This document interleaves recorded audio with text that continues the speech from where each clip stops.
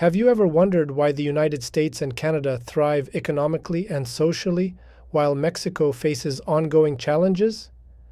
The roots of this disparity stretch back centuries, and understanding them is crucial, not just as a history lesson, but as a mirror reflecting our current political climate.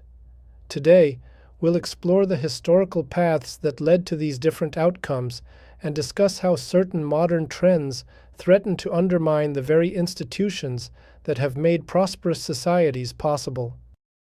In the era of New World colonization, Spain was the dominant global power, a naval titan eager to expand its wealth and influence. Britain, on the other hand, was a minor player, weakened by civil strife. When choosing lands to colonize, Spain targeted the richest and most densely populated areas, like what is now Mexico, aiming to extract resources and exploit local populations.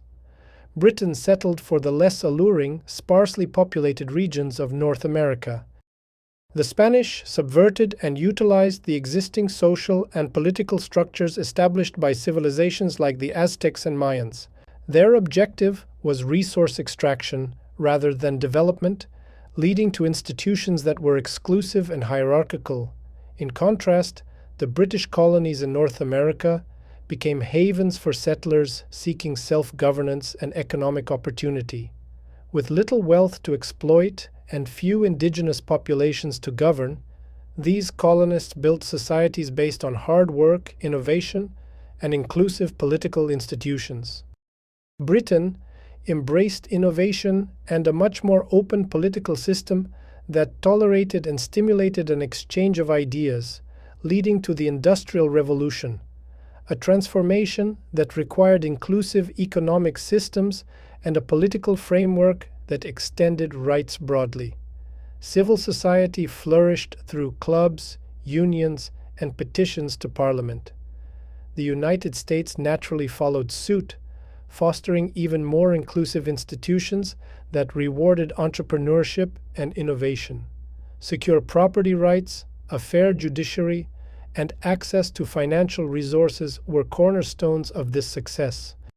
Meanwhile, Mexico and much of Latin America lagged behind. Their political and economic institutions were extractive and exclusive. Property rights were insecure, the rule of law was uneven, and corruption was rampant. Frequent civil wars and coups disrupted any attempts at stable governance. The lack of inclusive institutions hindered innovation and economic development.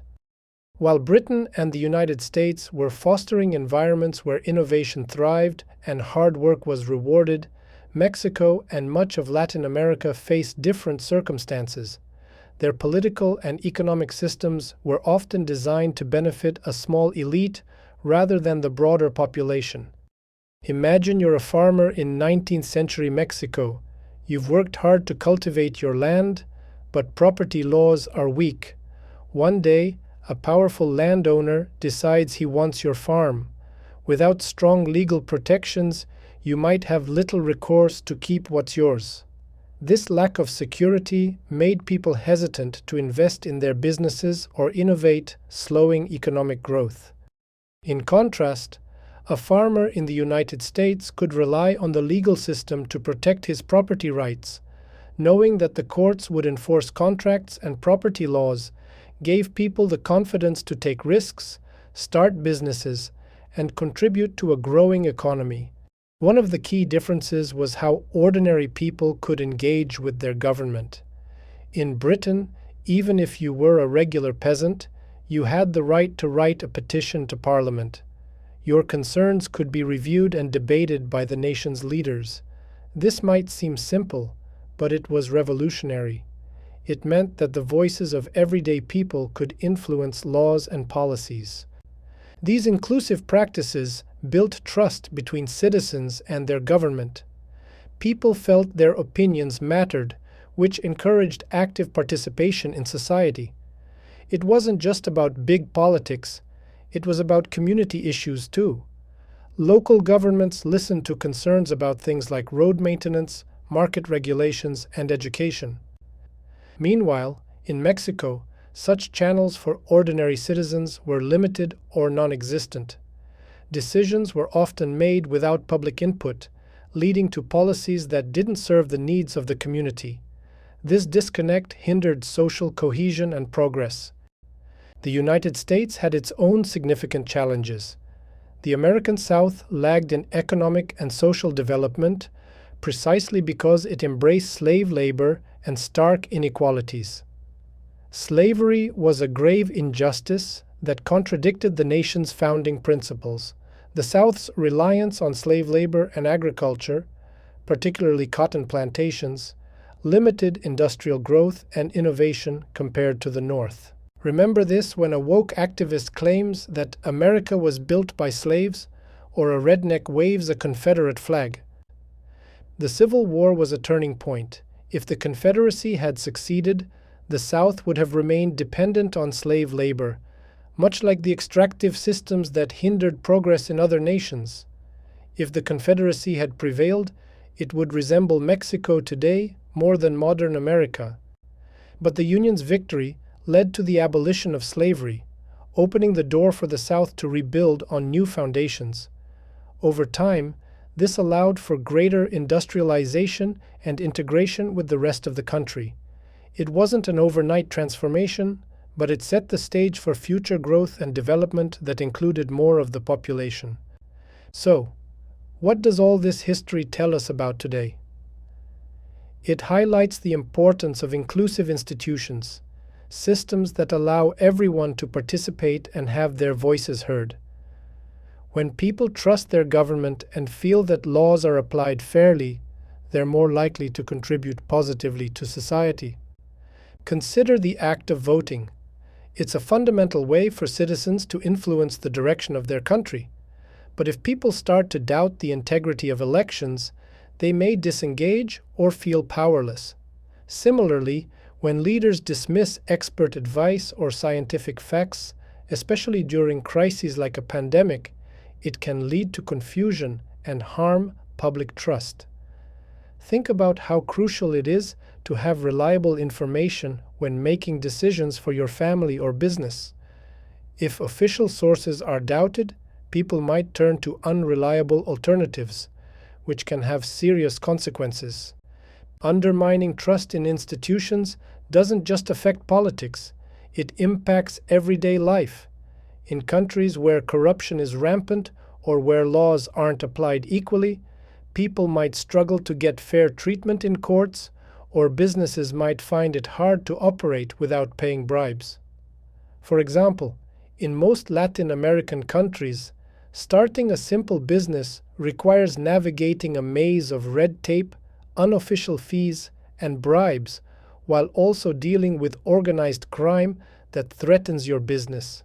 This discourages entrepreneurship and stifles economic growth. When people can't rely on the systems meant to support them, society as a whole suffers. The United States has long been admired for its robust institutions and the ability of its people to effect change. From the local school board to the halls of Congress, there are avenues for participation at every level. This openness is a strength, fostering innovation and allowing the country to adapt and grow.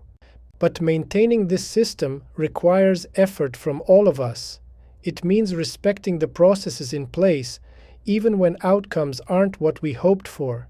It involves valuing facts and expertise, especially when tackling complex issues. By engaging constructively and listening to different perspectives, we can find common ground and work towards solutions that benefit everyone. In Britain centuries ago, a simple petition could make a difference.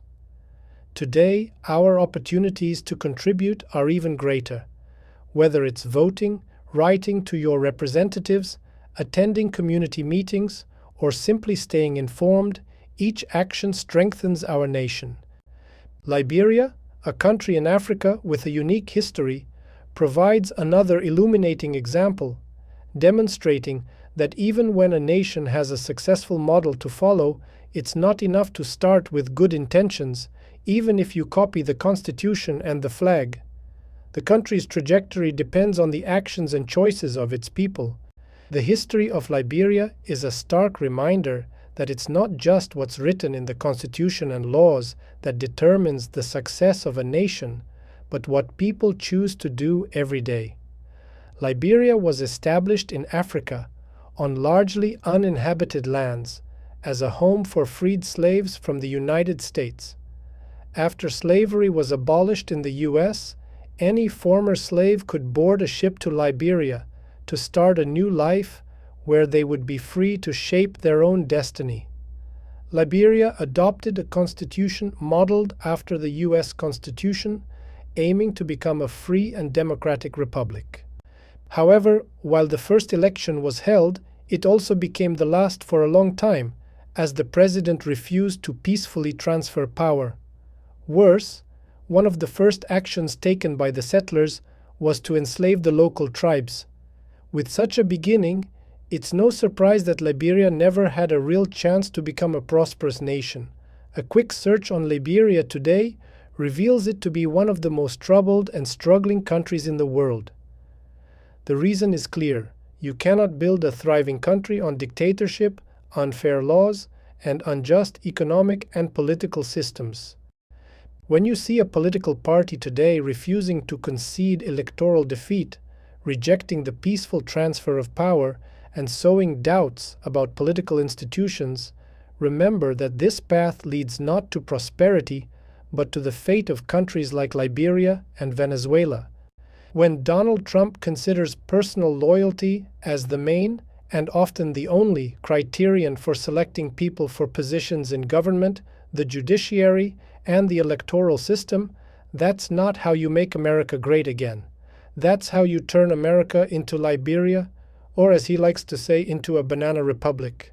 Let's remember that our institutions are only as strong as the trust we place in them and the care we take to preserve them. By working together and upholding the values of fairness, inclusion, and respect, we can navigate current challenges and build a brighter future for all.